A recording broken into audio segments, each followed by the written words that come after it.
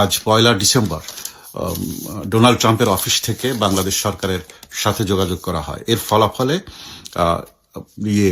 1 ডিসেম্বরে একটি জরুরি মিটিং ডাকা হয়েছে আজ সন্ধ্যায় উপদেষ্টা পরিষদে। সেখানে উপদেষ্টা পরিষদে খলিলুর রহমান সাহেব দোহা মিটিং এর আপডেট ব্রিফিং করবেন এবং এই অবস্থা আমাদের কি করণীয় সেটা তিনি তুলে ধরবেন। আগামী 2 সপ্তাহের মধ্যে আওয়ামী লীগের উপর থেকে নিষেধাজ্ঞা উঠে যেতে পারে বলে আমরা জানতে পেরেছি বিশেষ সূত্রে, এবং এটাও জানতে পেরেছি যে ফেব্রুয়ারিতে যে নির্বাচনের কথা বলা হচ্ছে, এই নির্বাচন দেয়া হবে এইসব কথা আরো 2 সপ্তাহ বলা হবে, কিন্তু আলটিমেটলি ফেব্রুয়ারিতে নির্বাচন হবে না, এবং এই নির্বাচন হবে 2026 সালে আওয়ামী লীগ সহ সকল দলের অংশগ্রহণে, এবং সেই নির্বাচন হবে তত্ত্বাবধায়ক সরকারের অধীনে।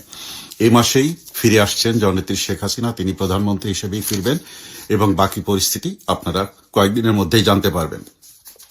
নিশ্চিত থাকুন, এই বিজয়ের মাসে বিজয়ের কেতন উড়াবে আওয়ামী লীগ।